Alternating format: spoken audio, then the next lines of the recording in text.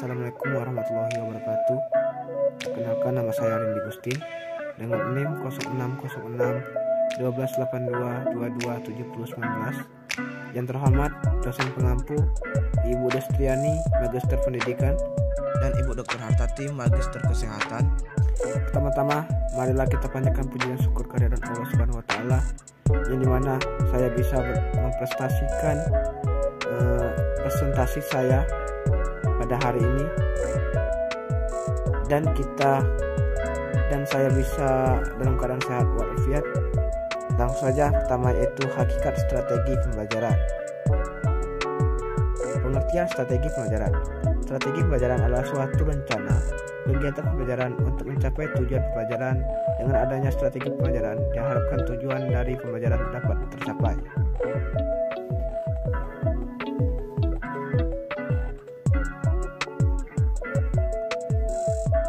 Yang kedua, komponen strategi. Dalam strategi pembelajaran terdapat suatu sistem perencanaan yang telah disiapkan atau dilaksanakan dalam proses kegiatan pembelajaran.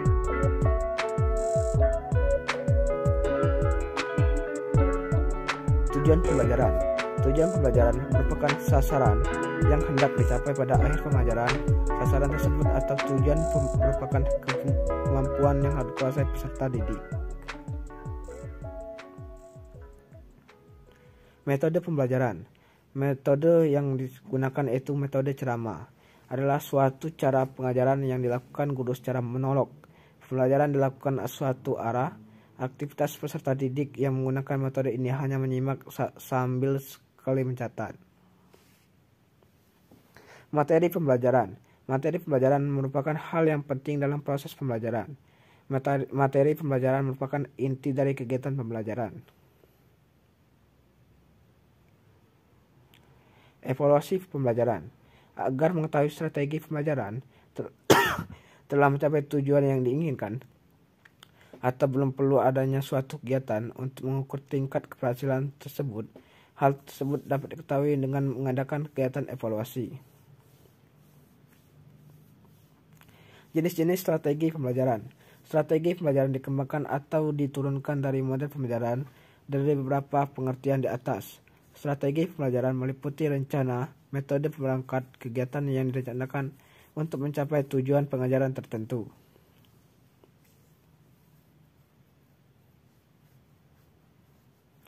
Mengidentifikasi dan menentukan spesifikasi dan kualifikasi hasil atau output dari sasaran target dan harus dicapai, dengannya mempertimbangkan aspirasi dan selera masyarakat yang memerlukan. Yang kedua, mempertimbangkan dan menetapkan langkah-langkah step by step yang akan ditempuh sejak titik awal sampai dengan sasaran. Yang ketiga, mempertimbangkan dan menetapkan langkah-langkah step by step agar ditempuh sejak titik awal sampai dengan sasaran. Mempertimbangkan dan menetapkan tolak ukur atau kriteria dari patokan ukuran standar untuk mengukur dan menilai taraf keberhasilan eksperimen usaha.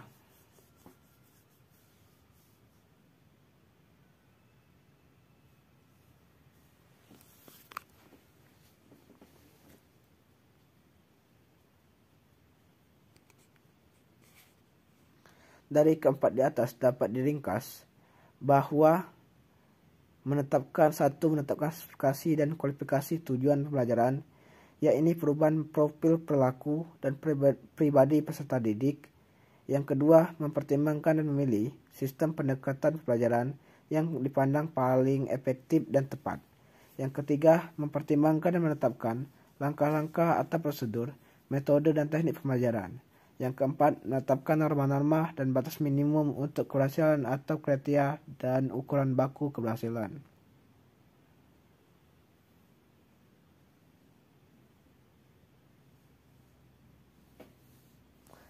Prinsip strategi pembelajaran. Pengertian prinsip pelajaran.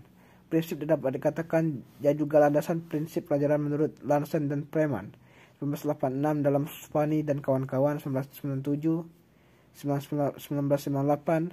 adalah respond the theoretical framework of the method. Prinsip pelajaran adalah kerangka teoritis sebuah metode pembelajaran.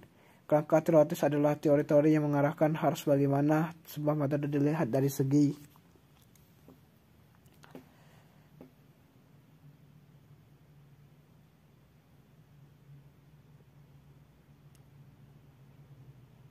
dari segi bahan yang akan dibelajarkan, prosedur pembelajaran atau bagaimana siswa belajar, dan bagaimana guru mengajarkan bahan gurunya dan siswanya.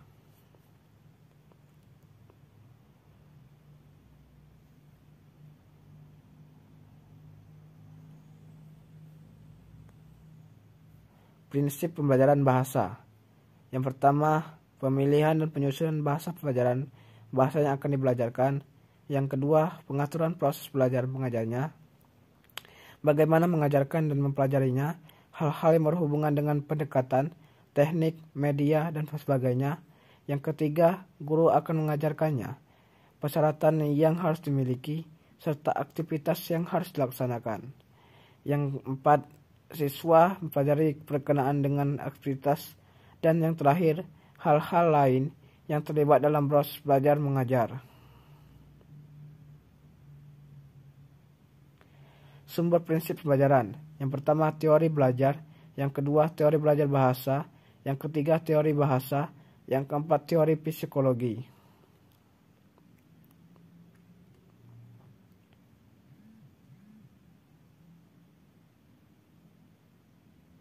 Fungsi prinsip pembelajaran. Istilah fungsi berasal dari bahasa Inggris function yang memiliki banyak arti, yang antaranya jabatan, kedudukan, kegiatan, dan sebagainya.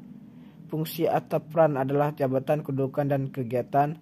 Jadi prinsip pembelajaran bahasa berfungsi sebagai kerangka teori dan pedoman pelaksanaan bagi komponen-komponen pengajaran bahasa. Sebagai pedoman kerangka teori, setiap butir prinsip pengajaran bahasa memberikan arah yang harus ditempuh dalam pelaksanaan pengajaran.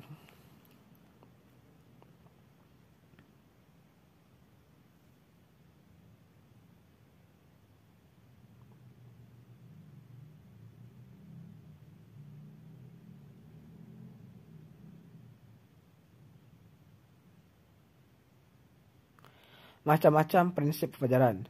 Prinsip motivasi, yaitu dalam belajar diperlukan motif-motif yang dapat mendorong siswa untuk belajar. Dengan prinsip ini, guru harus berperan sebagai motivator siswa dalam belajar. 2.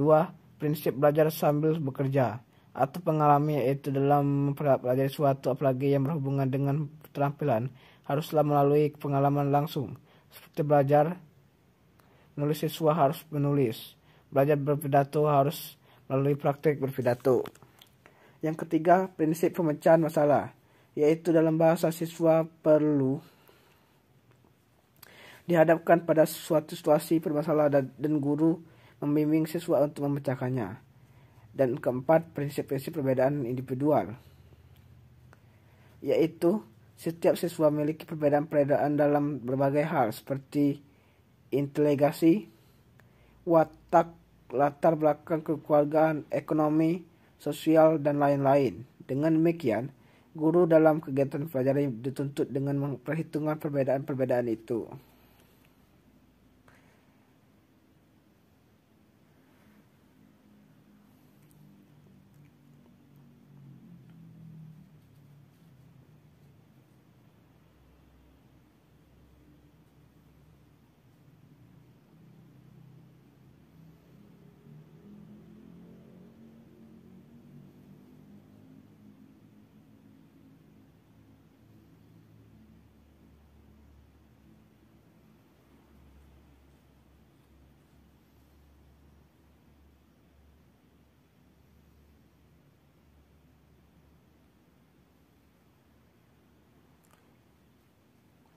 Prinsip khusus pembelajaran.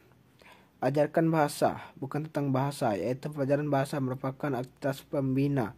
Siswa menggunakan bahasa sebagai alat komunikasi, sebagai penutur bahasa. Artinya siswa dilatih keterampilan berbahasa yang hanya dikuasai melalui praktik berbahasa. Jadi pembelajaran bahasa merupakan kegiatan untuk menggunakan bahasa sebagai alat komunikasi yang harus dilakukan melalui praktik menggunakan bahasa. Bukan sebaiknya, pengajaran bahasa adalah aktivitas mempelajari teori atau pengetahuan tentang bahasa. 2. Bahasa target. Bukan sekedar objek pembelajaran, tapi juga wahana komunikasi dalam proses pembelajaran atau di kelas. Artinya, kegiatan pembelajaran tidak semata-mata ditunjuk untuk mengenal dan menguasai sebuah target. Akan tetapi proses pelajaran harus menjadikan bahasa itu sebagai wahana dalam berkomunikasi, yaitu dengan menggunakan bahasa target dalam setiap kesempatan berkomunikasi tentang topik-topik di luar biasa atau pendekatan komunikatif. Yang ketiga, sejauh mungkin gunakan bahasa otentik yang digunakan dalam konteks nyata sebagai sumber bahasa ajar, seperti bahasa di surat kabar, bahasa nyata dalam kehidupan. Keempat, setiap bahasa memiliki sistem bahasanya sendiri. Itu dalam mempelajari bahasa. Kedua, harus menjaga jangan sampai terjadinya interferensi atau pengaruh bahasa pertamanya terhadap bahasa kedua yang dipelajari.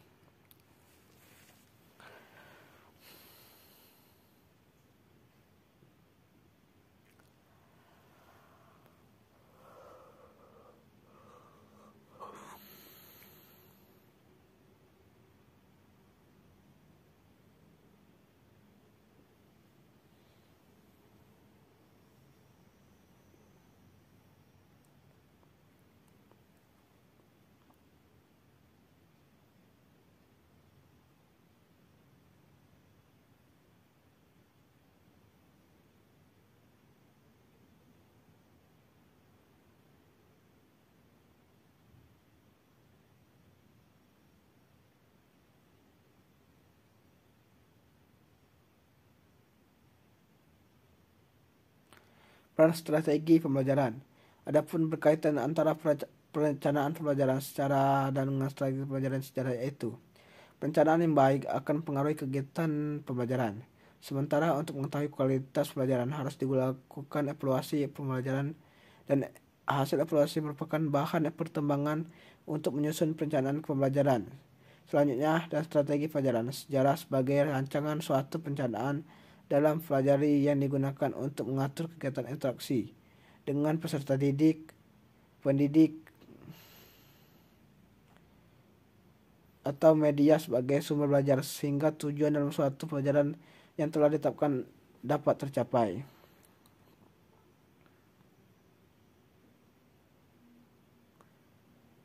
Strategi pelajaran merupakan cara-cara dipilih untuk menyampaikan materi pelajaran dalam lingkungan pelajaran tertentu yang bersifat lingkup dan ukuran yang dapat mempertimbangkan pengalaman belajar kepada siswa. Dalam Gerlach dan Early 1980, apabila antara yang pendekatan strategi metode pembelajaran sudah terangkai menjadi suatu kesatuan yang utuh, maka terbentuknya apa yang disebut dengan metode pembelajaran. Jadi metode pembelajaran pada dasarnya merupakan bentuk pengajaran yang tergambar dari awal sampai akhir yang disajikan secara khas oleh guru. Dengan kata lain, metode pembelajaran merupakan bungkus atau bingkai dari penerapan suatu pendekatan metode teknik pembelajaran.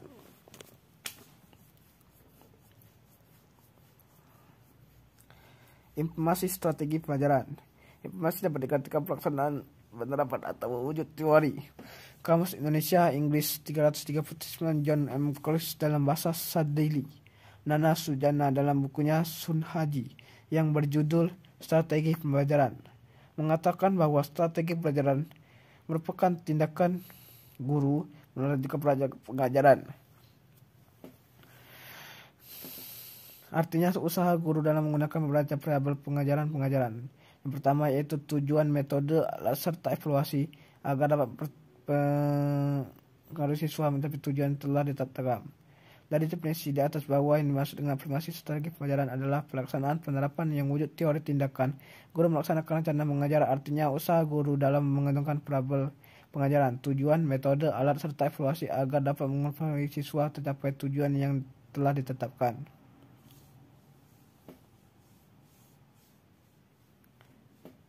Informasi tahap SD SMP. Struktur pelatihan tidak kurang memuaskan. Para struktur lebih fokus pada teori saja seperti latar belakang dan landasan hukum.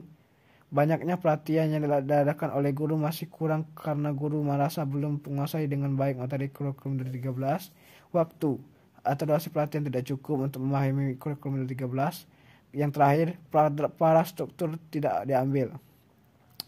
Kesimpulan, strategi pelajaran adalah suatu cara menunjang pelajaran yang dimana tingkah laku, efektif, konektif, dan psikomotor tentang pelajaran adalah perubahan tingkah laku.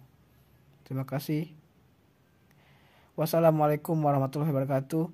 Mungkin itu saja presentasi dari saya. Saya akhiri. Wassalamualaikum warahmatullahi wabarakatuh.